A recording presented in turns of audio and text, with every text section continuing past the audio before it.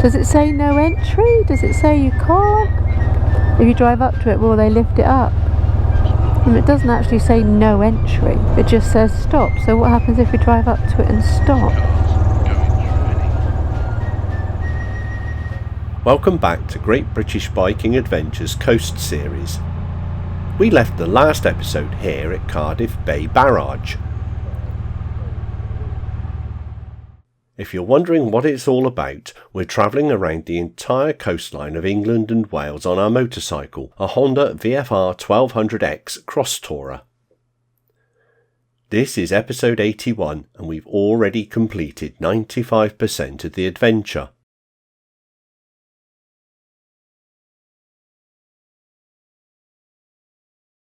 All that separates us from continuing our quest to keep as close to the coast as possible is this road across the barrage that appears to have restricted access. CCTV. On the yellow signs, look, on the lamppost it says CCTV. There was traffic movement just the other side of the barrier, so we hung around hoping that someone with authority might just let us through. We also weighed up the risks of taking the cycle lane, a bit naughty of us, but a harmless infringement of what some might describe as an unnecessary restriction on freedom of movement. We were hoping the oncoming car might wave us through as they approached the barrier, but if anything, they were holding off, waiting to see what we were about to do. If you look closely, there's another barrier. There's also a control centre on the right further down with blacked out windows that I'm sure is manned. Along with the CCTV, it's not making itself very welcoming and we're sure to encounter some disapproving people. On top of that, I'm not sure the road the other side is open to traffic. On this occasion, it's not worth the hassle, so we'll make our way around like the good citizens we are. Well, there's a shame.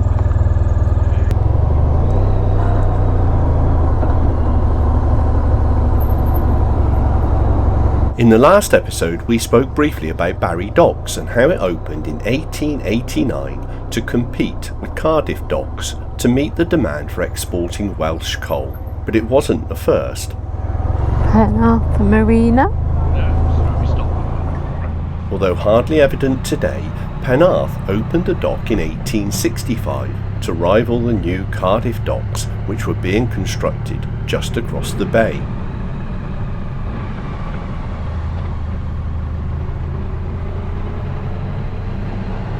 During our trip around the coast, we often lament the rise and fall of the seaside holiday resort. From Barry to Newport, there's a similar story, not for tourism, but industry. In fact, it's far more profound and has had a bigger impact economically, geographically, and socially. It's not just affected the coast, but hundreds of communities inland, in the Welsh coalfields, and beyond.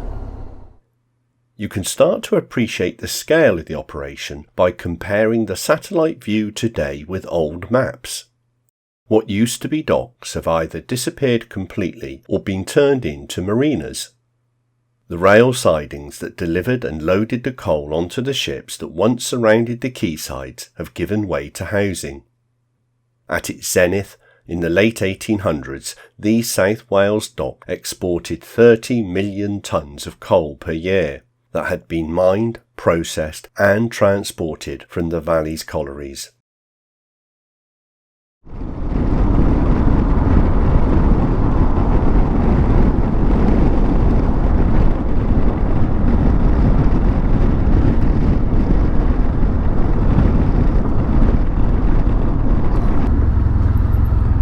And it's very busy today.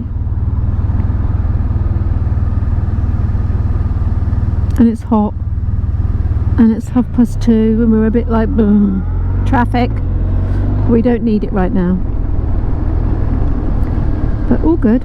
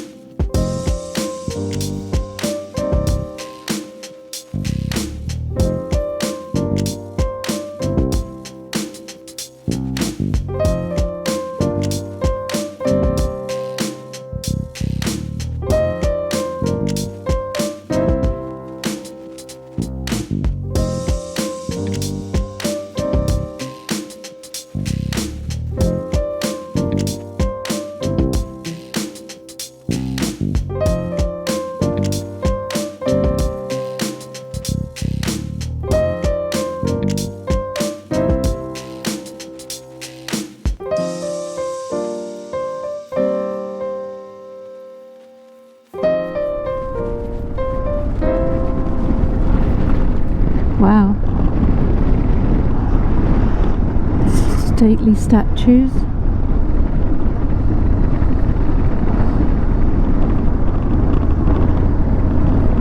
This stretch seems to be popular with, shall we say, the travelling community.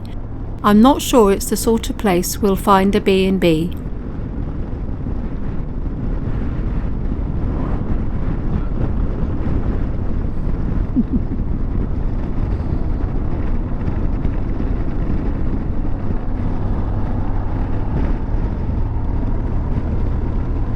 A couple of episodes ago, we thought finding somewhere to stay the night would be as easy as looking out for a B&B sign at the side of the road, only to discover it wasn't.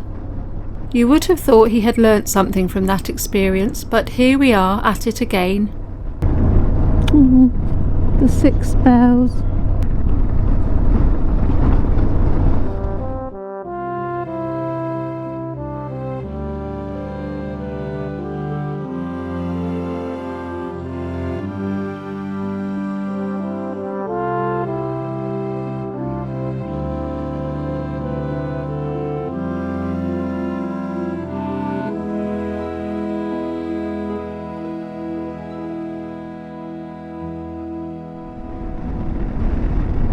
All day breakfast. Well, and there's this. No advertising of a cafe. Why it would have a tank, I don't know.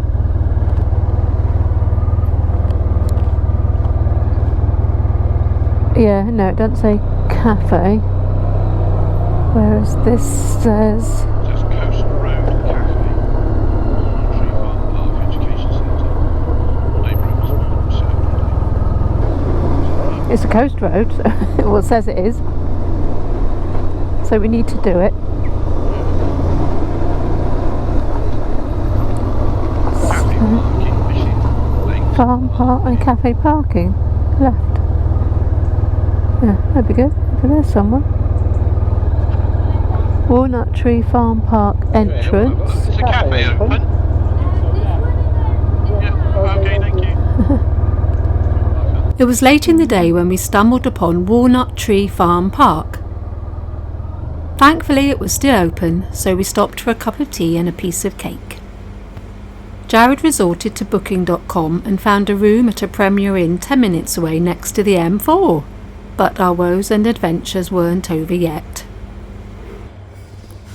So we stopped in a little farm. Little guinea pigs. Hello. Sparrows flying around. Oh, look. They are not very old, are they? Recently hatched, I would say. Ended up in a cheap and cheerful Premier Inn tonight. Not far from the M4. And needs must really tonight because we've got a puncture. So the first thing we have to do is find the puncture repair kit, which I think we just have. We think it's a stone or a nail head or something. Last time we had a puncture, it was a nail that had gone right through. It was a screw last time. What's the difference between a nail and a screw? Don't answer that. It could be a rude reply. There it is. Yeah. That's just not a stone, is it? It might be. It might just be a stone. We could just... Does it need a repair even if it's just a stone on that? No, if it's a stone that's just gone in sort of just under the surface. Yeah, just pick it out. That won't need a repair. I think Let's have a look then. Yeah, I haven't got any pin nose pliers, which might now, can you hear anything? Okay, I'll have a listen. Hold the camera. No. So that was not the issue, which is kind of good news.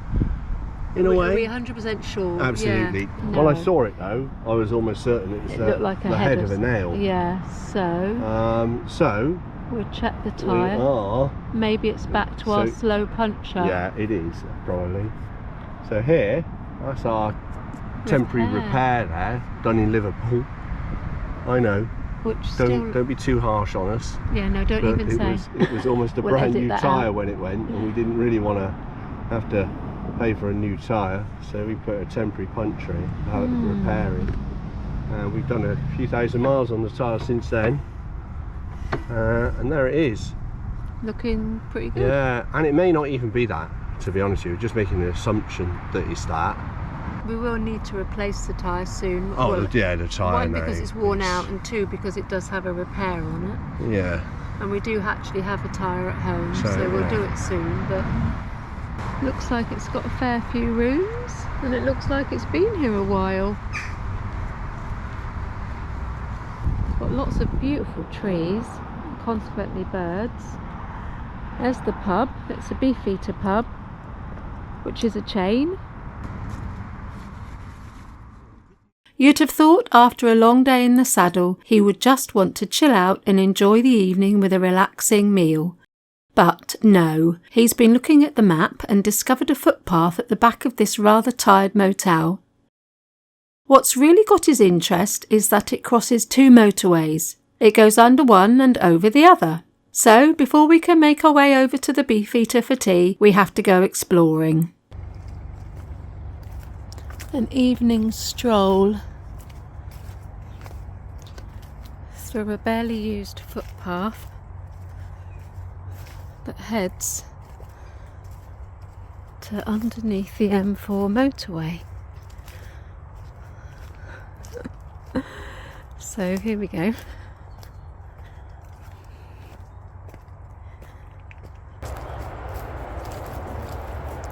So we know we're right next to the motorway, but we can't quite find the tunnel that goes underneath it. So we're just backtracking a bit. Wow! Look at that! That is stunning!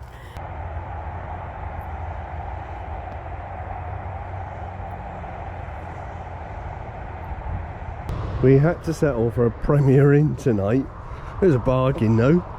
Only £52, but right next to the motorway. And we saw that there was a footpath, a right of way.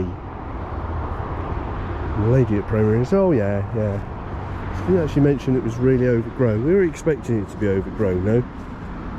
And here we are, we found the subway under the motorway. Looks like someone has got here before us and decorated and furnished the place.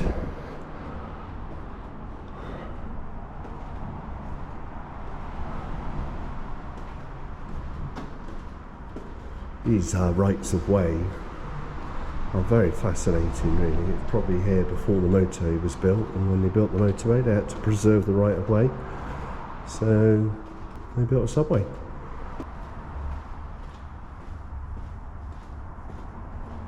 You meet all sorts of strangers down here. Well, we're under the first motorway, and the second motorway is a bridge. It's a bit brambly. That look says it all. Esther's alright, she's got long trousers on. But I've already been stung. You take a look. I don't think we're going to get through there. Oh, if I'd have known, I'd kept my jeans on. Wow. That's adventurous, isn't it? I don't think this right of way's been walked recently. Well, certainly not very much. Might take a look. Stinging nettles. Looking for dock leaves still. Once we pass this first bit, it shouldn't be too bad. Great British Walking Adventures.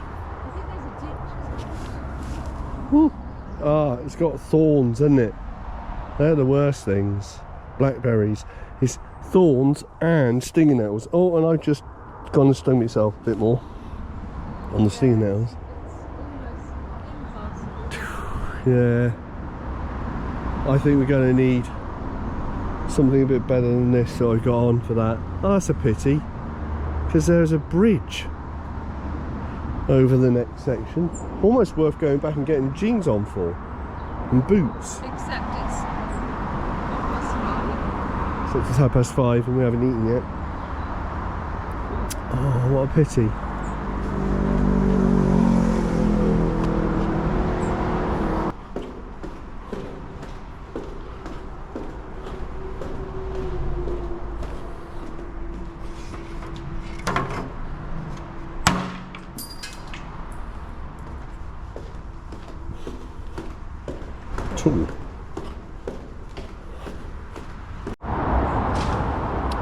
So, where there's a will, there's a way. Just hacking back the nettles. The motorway is literally there. We've come through there. And we're out discovering a forgotten footpath.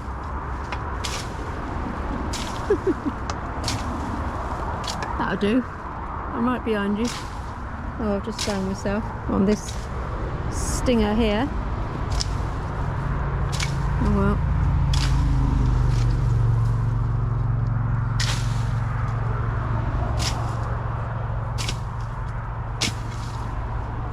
All those people going along there don't know we're here.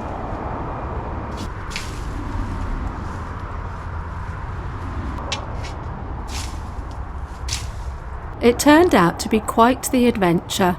We didn't expect it to be so overgrown with nettles and thistles. We were not dressed for this, but he was determined. We passed under the first motorway and started to ascend, hoping the bridge for the second motorway was just around the corner. We scythed our way through using pieces of wood from an old pallet we found. Like I say, where there's a will, there's a way. In the end, we had to admit defeat. So we're retreating, going back the way we came. A little bit clearer this time because we've bashed the nettles and brambles to the side, more or less. I don't like having to admit defeat, but we want to watch the F1 highlights at 10 to 8, and we haven't eaten yet.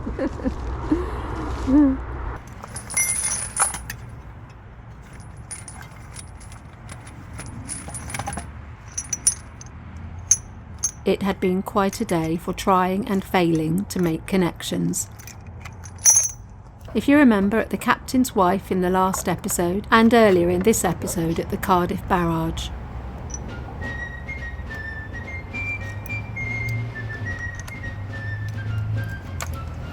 We consoled ourselves with a meal and a drink.